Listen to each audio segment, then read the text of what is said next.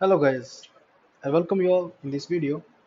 इस वीडियो में दोस्तों हम जानेंगे why students fail in paper two. Yes दोस्तों, हम बात कर रहे हैं सीएपीएफ असिस्टेंट कमांडेंट एग्जामिनेशन के बारे में, जिसमें आपका पेपर टू होता है, जो कि सब्जेक्टिव पेपर होता है, आपका 200 मार्क्स का होता है। इस वीडियो में हम वो 8 रीजंस जानेंगे किस वजह से जो है पेपर टू में बच्चे जो हैं फेल हो जाते हैं, क्वालिफाई नहीं कर पाते। ठीक है, चलिए शुरू करते हैं। सबसे पहला रीजन जो होता है दोस्तों, over thinking and doing nothing, जिसको हम प्रोक्रेस्टिनेशन भी बोलते हैं अपनी इंग्लिश लैंग्वेज में।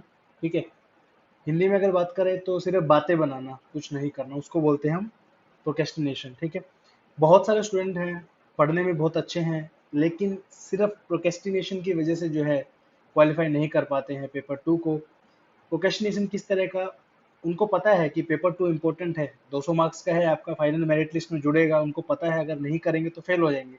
स्टिल जो है वो लोग नहीं कर पाते हैं ड्यू टू वेरियस रीजंस, जिनके बारे में हम आगे डिस्कस करेंगे। दूसरा फैक्टर होता है लैक ऑफ डाटा, या फिर डाटा बोल लीजिए आप। ठीक है, लैक ऑफ डाटा का मतलब क्या है? फॉर एग्जाम्पल आपका जो है टॉपिक मान लीजिए एग्जाम में आ गया एनवायरमेंटल पॉल्यूशन। ठीक है, एनवायरमेंटल पॉल्यूशन आपका एग्जाम में टॉपिक आ गया है।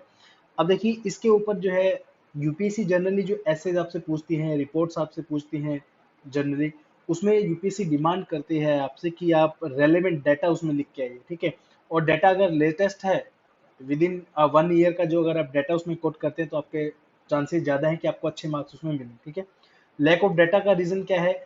आप न्यूज़पेपर नहीं पढ़ते हैं, आप मंथली मैगजीन फॉलो नहीं करते हैं, ये एक रीज़न है इसका। ठीक है, आपके पास जो है एम्पल अमाउंट ऑफ डाटा नहीं है पेपर टू में लिखने के लिए, इस वजह से जो है आप पेपर टू को क्वालिफाई नहीं कर पाते, क्योंकि लिख के नहीं आओगे उसमें तो आप जो है क्वालिफाई कैसे करोगे। ठीक है, तीसरा रीजन है आपका lack of will.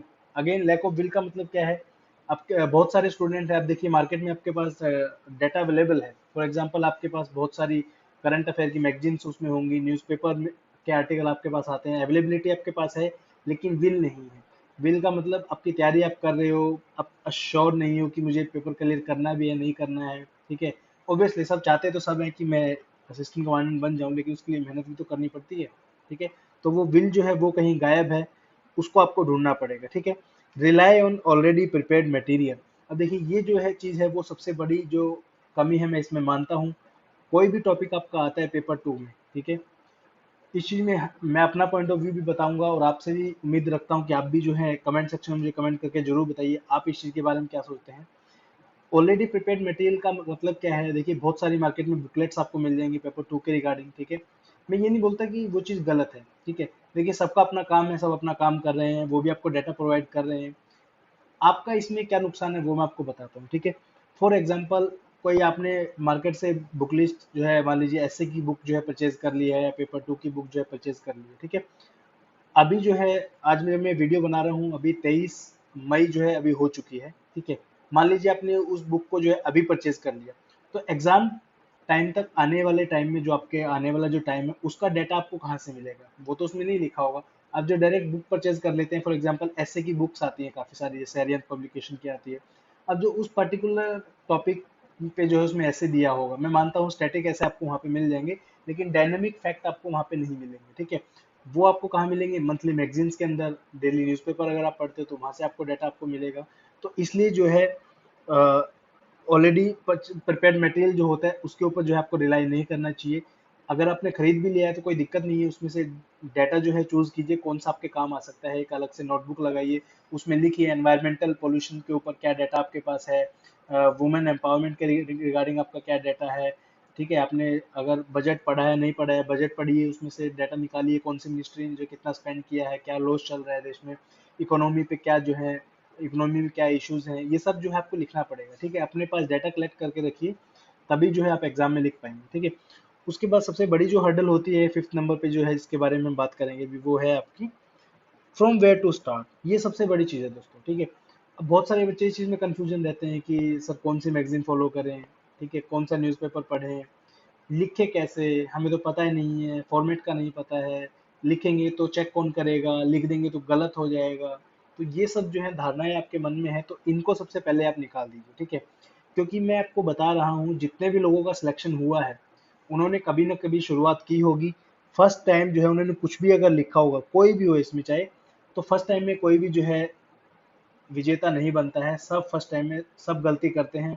Even UPSC toppers ने भी ये चीज बोली है कि जब हमने सबसे पहली बार लिखा था तो जीवन में सबसे बुरा जो हम लिख सकते थे हमने वो लिखा था। मैं आपको खुद बता रहा हूँ, आप जितना बुरा हो सकते हैं उतना बुरा लिखिए, सिर्फ लिखिए, दैट मैटर्स। क्योंकि लिखेंगे तो आपके अंदर कॉन्फिडेंस आएगा कि हाँ आज मैंने एक ऐसे के ऊपर एक पेज लिखा है। ठीक है, गलतियां तो स्वाभाविक है, होनी ही है। स्टार्टिंग में आप गलतियां करोगे, कोई बड़ी बात नहीं है, सब करते हैं। ठीक है, अब पैदल चलना जब आप बचपन में सीखते हैं तो क्या ऐसा थोड़ी ना है कि पहली बार में ही रेस लगा लेते हैं। चलते हैं, गिर जाते हैं, फिर उठते हैं, फिर चलते हैं, फिर गिर जाते हैं।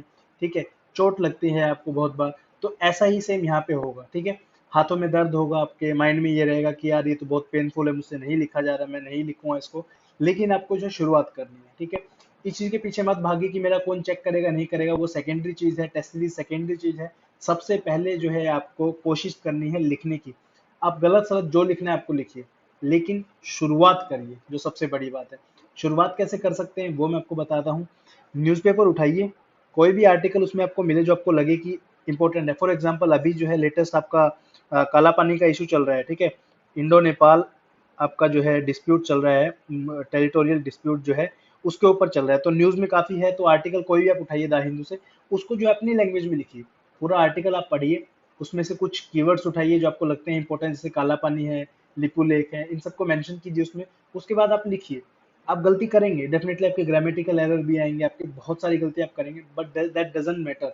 क्योंकि आपने अगर शुरुआत की है तो डेफिनेटली थोड़े दिन में जो है प्रैक्टिस करते रहेंगे, 10 15 20 दिन में आप धीरे धीरे लाइन पे आने लगेंगे और एग्जामिनेशन टाइम तक जो है बहुत अच्छा जो है लिख पाएंगे। ठीक है, उसके बाद है miss guidance available in the market.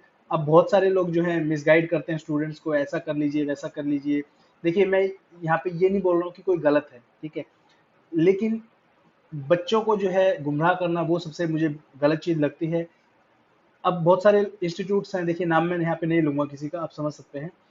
बहुत सारे इंस्टीट्यूट बोलते हैं कि टेस्ट सीरीज ज्वाइन कर लीजिए। मैं इसके फेवर में हूँ कि बच्चों को टेस्ट सीरीज ज्वाइन करनी चाहिए।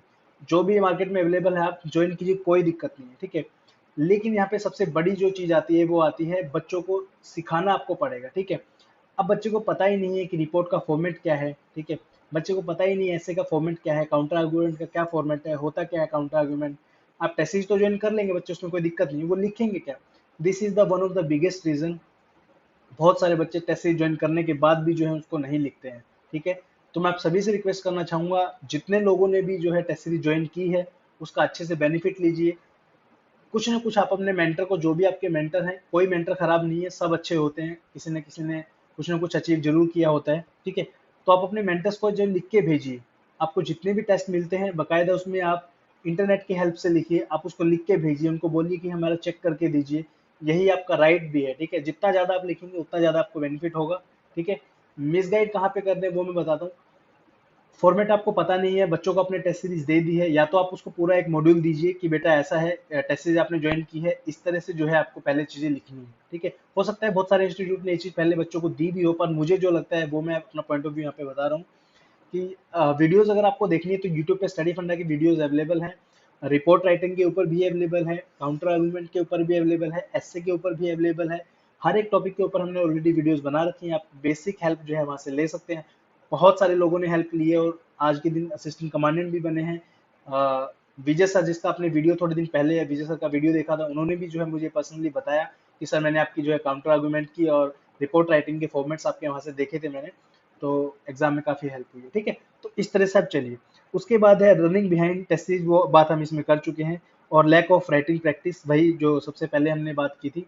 लैक ऑफ राइटिंग प्रैक्टिस मतलब आपने डाटा भी कलेक्ट कर लिया है, सब कुछ है आपके पास, लेकिन आप लिख नहीं रहे हैं। इसका आपको हार्मफुल इम्पैक्ट मैं बताता हूँ इस वाली लाइन का क्या है। देखिए आपके पास डाटा है, फॉर्मेट है, ठीक है, टाइम मैनेजमेंट नहीं है। ठीक है, डाटा होने से बहुत अच्छी बात है, डाटा अगर आपके पास है तो आप अच्छे से लिख पाएंगे। फॉर्मेट भी आपके पास है तो बहुत ही बढ़िया बात है।